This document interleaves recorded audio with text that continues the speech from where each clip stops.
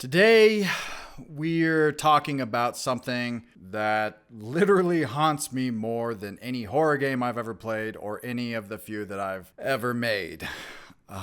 Project management. Ew. I have been blessed and honored by the high elders of project management, and I am actually a certified project manager. I went through the whole project management process, or as some of you may know, PMP process, and because of that, I have gotten very familiar with what causes small projects to survive and what causes them to die horribly in week 2 or worse, week 1. I've joined a few group game jam projects and all of them have fallen apart. Not because the ideas were bad, not because the art was bad, not because the code was bad, not because of anything I've done. I was only in art or voiceover roles. They fell apart because there was zero plan. There was no direction. We didn't know which way to steer the ship. The leaders just kind of showed up like, yeah, whatever, and kept adding features. We'll figure it out. Even after the majority of the game and the concepts were already decided, they just kept adding. And slowly, painfully, it dissolved into pure chaos. But when I worked solo on my last 2 games, guess what happened? They actually launched. They shipped. We crossed the finish line because I treated them like a real project. I had goals, I had timelines, and most important, I had structure, which provided direction. Even if it is just for a 4-week game jam, you still need a timeline. You need goals. You need structure. You need some kind of direction so you're not waking up one day adding a crafting system to a horror walking sim. So today, I'm gonna break down how to manage your game project, even a tiny project, using a real project manager mindset, but without all the corporate nonsense and fluff and blah, blah, blah, blah, blah. We're doing this the indie dev way. Creativity, caffeine, and pure stubbornness, baby. All right, let's get into it. If your game only exists in your head, it doesn't exist yet. So how do we get started? How do I get started? Well, literally, just write it down. And it could be on anything. Word doc, Microsoft Paint, a notebook, or my personal favorite, a napkin. But what are we writing down? Well, write your ideas, your plan, your vision. My first game, I plotted out the entire map, since it was a walking sim, on a napkin. From that napkin, I fleshed everything out even further. I then built the script out using a visual board, which helped guide the direction, and then I plotted out the weeks on a notebook.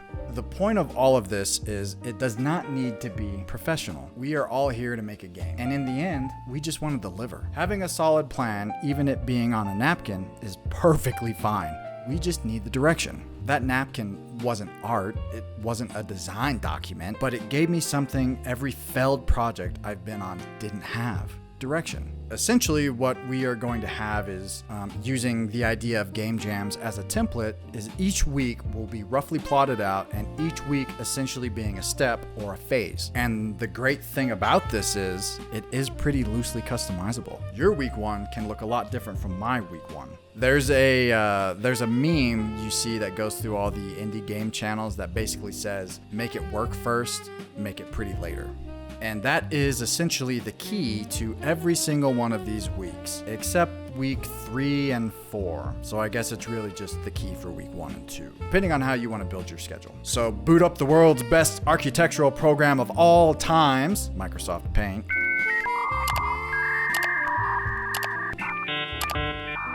And let's get some organization and some direction in.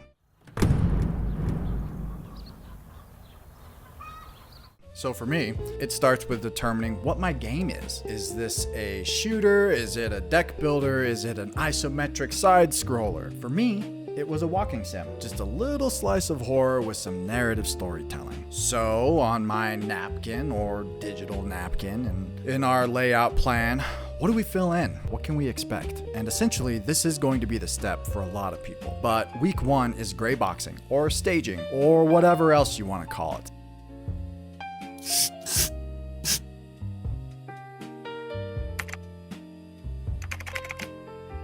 we build it out and have placeholders everywhere we want. There are tons of YouTube videos about gray boxing. Check them out. What I did was I used my original concept art, my napkin, and recreated that map I wanted in Unreal. I gray boxed all the space and put small placeholder stuff for big ticket items where I thought they should go. Big ticket items being key scene stuff, objective markers, police cars being boundary blockers, stuff like that. This is a very loose phase of getting it on paper, and the paper this time is Art Engine. So for the entirety of week 1, I'm getting the world squared out, kind of lightly testing it, making sure things flow pretty well, doing lots of test runs, which become a fan of it because I probably played my game about 1 million times before I launched. I'm placing objectives where I think they should go. Just use placeholders. Just use placeholders. Just use placeholders. A cube, a colored square, any random mesh you've downloaded in your Fab Marketplace, any kind of marker. But just walk through it, see what looks good. Maybe the alleyway was too big across, so I closed it in a little bit more, or the opening seemed too small. Towards the end of this week, we want to start making it work, making it walkable, end to end. That's the goal of week 1. No polish, no pretty, no optimization. Making it walkable, end to end. No polish, no pretty, no optimization.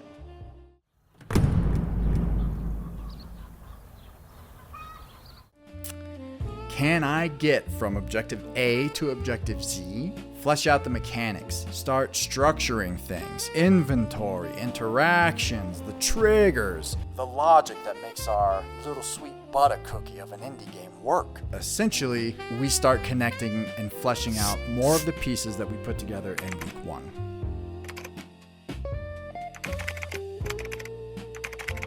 This is still not going to be a polish or pretty stage. This one is more about cohesion, but you will see a lot of that work start coming to life here. What once was a gray box of empty dreams is now a semi-structured box of even less gray boxes and probably more broken code. What kind of systems do you need to have in place for you to go from the start menu to the end credits? And yes, you can and will, and I did, fill it in with many upon many of placeholders. Perfectly fine. Honestly, I didn't put my main menu in until the end, so I'd probably leave stuff like that until later. We want to think more about the importance of the game and its flow.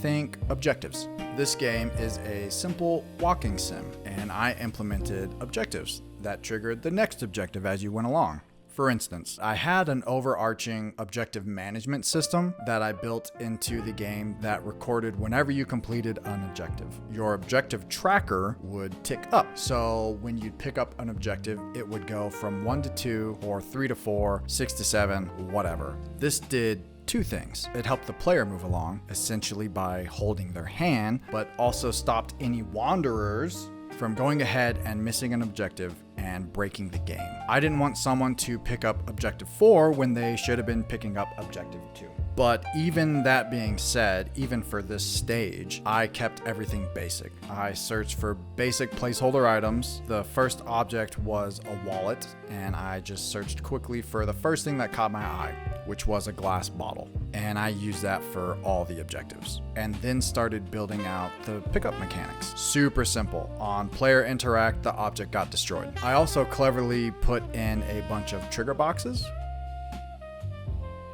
which if you don't know what trigger boxes are, I recommend you YouTube the heck out of them. But when the player would hit a certain point, guess what? Boom! Objective tracker bumps up from whatever number to whatever number, locks them in, spawns the next objective, and locks the following objective. They were voice triggers, sound triggers, cutscene triggers, all the things. They are the secret smoke and mirror sauce to our deliciously presented indie sandwich.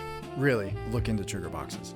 So at the end of week 2, where do I want to be? Well, I wanted to be able to go through the objectives, essentially the game, from point A, the first objective or spawn, all the way to the end, whether that triggered a cutscene or not. Well, you might be thinking, I can't polish and make all that code work. And you're right. Importantly, leave any minor bugs for the last week, as long as it's not game breaking.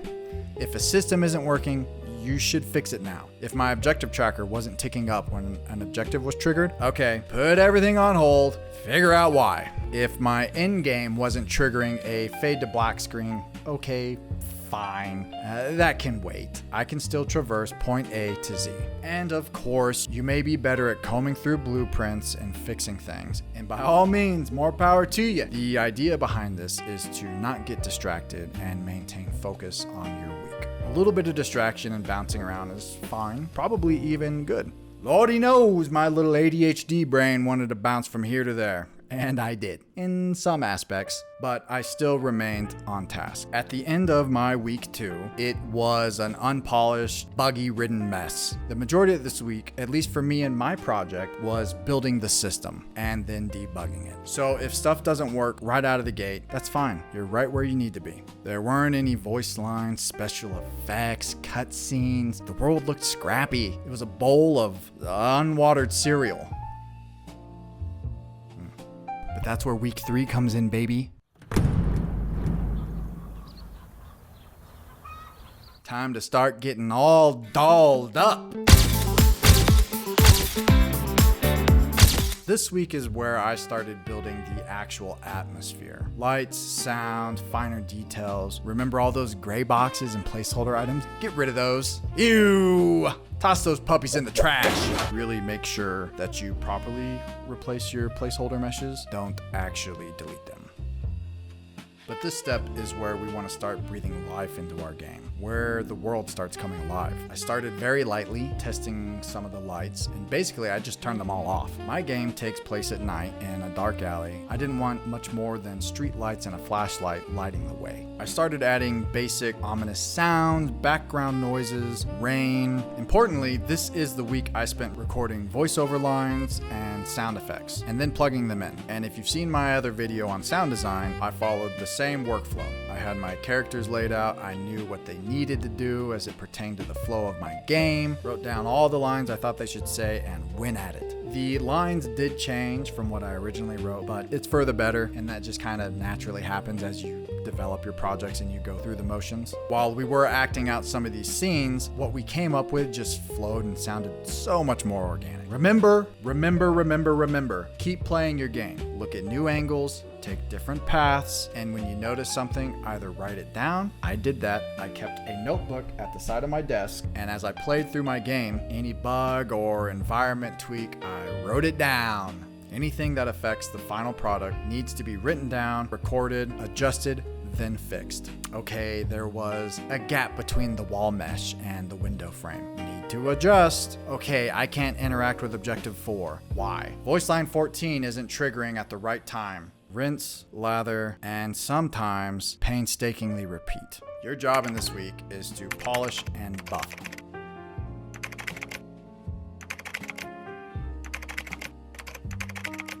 And find the areas that need to be polished and buffed. And then sometimes again, and again, and again, and again. And polishing one thing broke another. Well, get the buffer wheel and polish back out and go again.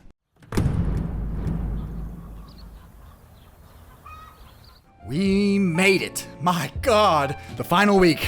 And somehow, through all the agony, caffeine sweats, constant anxiety, and thoughts on our ever-looming existential demise, we are here. So pat yourself on the back and set your shovels down and pick them back up because we're not done yet. We are so close. So what are we looking at this week? A few things. Bug fixing, performance cleanup, final tweaks, itch.io, uploading stuff, screenshots, icons, web page, that stuff. And we'll go through that briefly. Then packaging and uploading, or shipping, as we want to call it. This week is pretty straightforward, but there's still lots to do. Our direction this week is to simply make sure the game works as intended from start to finish. Main menu to play to credits. It needs to function. Fix any of the minor bugs we set aside in the first step, or any new ones that pop up. We want to check performance issues, handle any error messages that pop up in our logs. I had a lot of lighting issues constantly pop up towards the end as I was trying to make some things a little more moody and atmospheric for the player, but certain type of lights can't overlap and whatever. There's an awesome short video on the different types of lights in Unreal. Highly recommended. But this week really is just playing it. Send it to your buddies. Have your boss check it out. Make your mom play it. And look for bugs. Watch them play. Look at their reactions. Did they react or do what you thought they would do at a certain point in your game? I had my sister run through my game the first time I thought it was ready. Some of the objectives didn't seem that straightforward, or what was next wasn't very clear, so I tweaked and I tweaked and I tweaked. Then I had my brother play it and found out one of the later objectives that was supposed to trigger a cutscene wasn't triggering, and it was because the previous objective was allowing you to claim it multiple times, so you could run the objective tracker well beyond what it's intended to do. Now, these are small tweaks for the most part, but it's work all the same. So keep working away. Once everything works from start to finish, hopefully by the middle of week 4, this is about where I was when I was ready to start packing and uploading it. Roughly in the middle of week 4, a few days to spare before our deadline, which is great. So let's package this beautiful sheet cake. Go check out Matt Asplin's video on packaging games. He's wonderful. I've watched his stuff hundreds of times. He's awesome and he's got really good content. So boom, I packaged. Time to test the packaged game. And guess what I found? My entire main menu was unclickable. Just when I thought we were freaking done, another bug comes up and bites us in the ass. Well, time to diagnose, comb code, and question our sanity. Start Googling, ChatGPT, call the bloody post office, find and question anyone you can because we are a few days away from our deadline. I think I packaged and tested and retested about 20 times before I found the issue. Since my menus weren't working in the packaged version, but perfectly fine in Unreal, it was strictly something related to the menu. So we didn't have to search through the whole game, which is nice. You may not know what your problem is, but make sure to try your best to reduce and pinpoint the area as best as you can. This will help speed up the problem solving part. For me, problem exists between prepackaged and packaged game and is an unclickable, non-working menu. I honestly couldn't find any answers on this, and by the time I did, it was too late. So after a day of searching and trying everything, I just rebuilt the entire menu. For me, 9 times out of 10, starting that piece over will fix the issue. Then I got a reply on Discord and someone pinged the issue that I was having. It was something with using the widgets on Unreal, but it was placing a canvas over my main menu. So the menu was working, but it was behind the canvas, essentially rendering it useless. Stupid, small error, but it cost me a day. That being said, we are still ahead of schedule, which is also why we have a rough schedule. We don't want to be building out a health system in this final week or doing the entire lighting system. This week should be dedicated to bug fixing, performance cleanup, final tweaks, itch.io uploading stuff, packaging and uploading or shipping our game. Real quick, let's take a look at itch.io. Thinking this is where we are uploading our game, itch.io limits your uploads to 1 gig. Keep in mind that you can request larger uploads, but you gotta contact them, you gotta request it, you gotta go through their whole support process, which adds time to your project. Keep that in mind. So this is relatively straightforward. You'll want to zip your game up, follow Matt Asplin's tutorial on this. Hi Matt.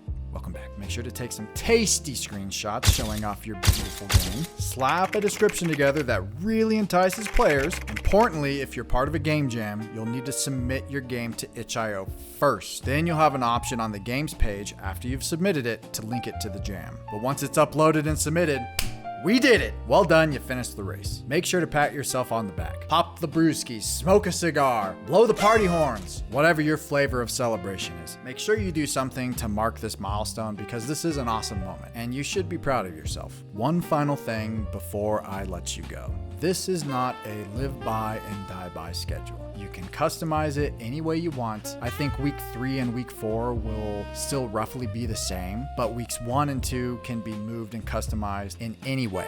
For example, I have a late Christmas project that I'm currently working on. I know we're late. Christmas has come and passed, but some school stuff got in the way. But I am following a similar schedule, except my week 1 is building the systems. I know what kind of game I'm making, a wave shooter. The world isn't crazy. I drew it out, and the big part I'm going off of is the systems. One of the main systems I wanted was the ability to kick little elves. I don't know why, but something about that is just so silly and funny. But my week 1 is building the characters, their systems, boss cycles, and things. A little more complex than gray boxing, but mostly because I don't need to a gray box to tell me the direction. The direction of the game is a simple arena wave shooter. The important takeaway is that you can use this form in any length or size of game. Maybe your game is going to take 6 months or 2 weeks. This thing is customizable. Use it as a tool to fit your needs. If you don't like something in my plans, remove it. Replace it with something that works better for you. Maybe don't use any of it and it gives you an idea for a better form. This is just a tool. I get paralyzed by the fear of not being good enough,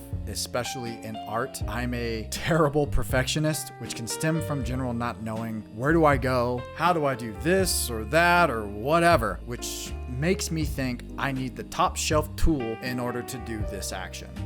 And I think the point I'm trying to get across is it's perfectly fine to not have the professional tools to do any of this, even to know the official way. Like I said, I started on a napkin. Remember, coming from somebody who has years of project management and this fancy fudging hat, you don't have to do it the right way the first time. Just try to know and maintain the direction you're heading. You will get better with time. I just want to help provide some form of direction to you and your games so that you can and do just get out there and start making games.